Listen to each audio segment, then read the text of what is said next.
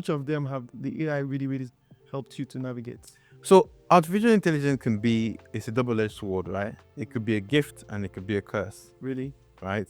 And you need to be aware of that and aware of the limitations of that, right? So when we're applying AI, it's not really to replace the individual, but to improve the individual's talent. Okay. Right? So there's a fundamental level of thinking that the individual has to have, right? And then obviously you use artificial intelligence to improve those level of thinking.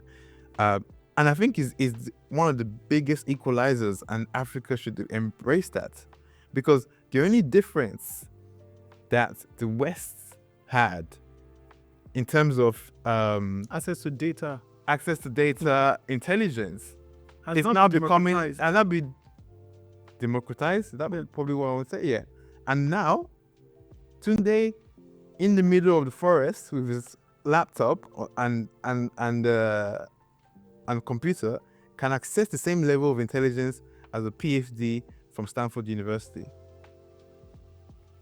I think that we're in the greatest change of humankind. No, we've always celebrated our ability to adopt, but let's talk about our production side. So, for instance, we see China being able to catch up with technology and compete with the West, invest tremendously, and in fact, we saw what DeepSeek did to us the other day. We woke up and realized for a fraction of the fee Americans were spending on their AI LLM models, they were doing it for far less. But Africa, if we're not playing at the level of the creation of the technology or the consumption, are we really controlling our destiny, or is still another pawn on another? We're just moving from someone's chessboard to end up as a pawn on another person's chessboard. You know, I really love that question you asked, and the reason why is because it's always been on my mind. And it's actually a very sad reality that we're not producers, or we're not mass producers, and we're mass consumers. The world looks at Africa as a big mouth open, waiting for things to be falling in. We're just consumers. Majority of our activities are imported. We haven't invested in a lot of infrastructure and capacity to build. We're trying, but we're also still being stifled. We're like light years behind in terms of production. And I even tried going into manufacturing, right? Well, that's a nightmare if you don't do right though. And it was a nightmare, right? It was a very painful activity, but I learned a lot. And I learned that. Or do you have your raw materials, or you have to import from China too? Because most people who call manufacturing are just assembly technology. So was yours pure manufacturing or more assembly? No, so we do. So manufacturing is also in different contexts. A lot of times, you need to have a certain level of imported activities involved, even if machinery, even if it's some part of the value chain, it will be imported in. But you want to start from a point where you minimize your imports, right? That's kind of, and then until you get to zero import, then hopefully that's full scale manufacturing. It's very hard for you to see any product as end to end. That's end to end, fully integrated, locally sourced, right? So, and I really, my goal really would be to see a lot more products be end to end, but it's very tough, right? Very less free capital goes there. Need patient capital, which I talked about earlier on. The mindset of Nigeria having short-term thinking doesn't allow us to develop capacity for manufacturing. So, but we are doing it. There are entrepreneurs out there. Some part of my business is still in manufacturing, right? That are saying, you know what? Even if it's going to cost us, right? We're still going to pull our head in here. So I know some very hard guys who are pulling this whole thing. But here is the thing. In most parts of China, you have industrial parks. You have free trade zones where you're guaranteed power supply. You're guaranteed tax incentives. Do you think that for manufacturing, our industrial parks, I know we've had several announcements of industrial parks here and there, but it looks like new government comes, everybody a new playbook. But do you think this will help to drive, if we get it right, will help to drive that industrialization as it were? So following those playbooks, these are those basic business playbooks, and enabling an environment that hopefully makes things work. But it also needs to be the zeal of the entrepreneurs to do the stuff. It needs to be the financing that comes with that stuff, right? It needs to be encouraging activity. But another thing I was going to say, which I think is probably much more interesting, and for other entrepreneurs who are out there looking into manufacturing, and really ask yourself this question: who are you manufacturing for? Right?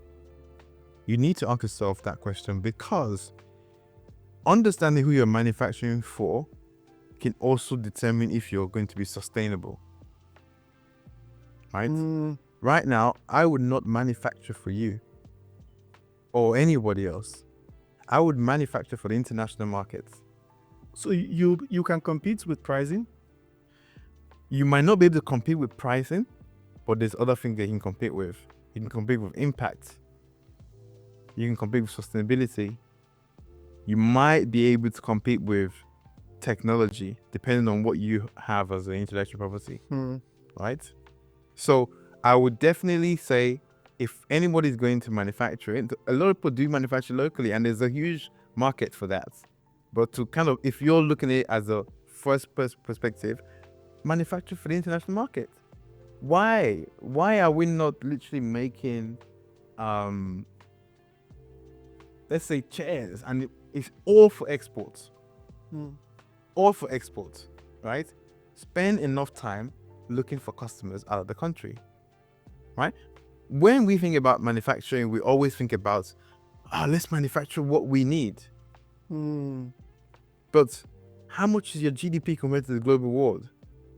How Nigeria's GDP from last time I checked, and it's gone down from 2021, which was like 500 billion.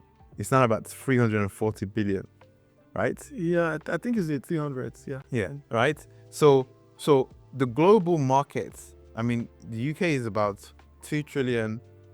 Europe in general is close to 8 to 9 trillion, right? America is like huge. It's a local government in DC. Exactly. That's a local government in DC is already meeting your country GDP. So our market is really small.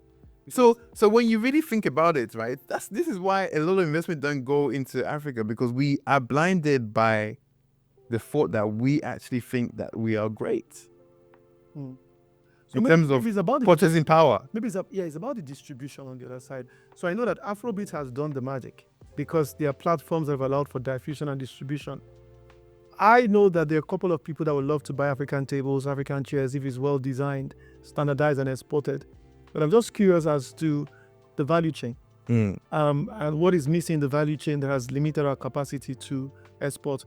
But also the deeper fear is the colonized mind. Most of us have actually always looked at ourselves from the lens of colonialism, where we want to be aided. So, I mean, Donald Trump has cancelled USAID. The French knocked off €1 billion out of the aid program. Yeah, aid program. Yeah. Africans are shaking. Yeah. They should shake. The old Abuja CSO, they're all in a frenzy. Yeah. Because for many years, they've had to design an entire career and based off of funding. Yeah. And there is even another company, I think Swiss, also cut off. So there's this ripple effect of aid, right? And Africans are vulnerable because we've been very aid dependent. And it doesn't look like a lot of people are going to lose jobs, right? So it's really, really a very challenging time. But how do we, in the midst of a continent where you have countries with coal, minerals, everything under the ground that they've never been able to export unless anything. I mean, we come to Nigeria here, we talk about governors of the 36 states. Literally every state has something to give. I mean, some of them are sitting on oils and they do nothing when they're waiting for allocation.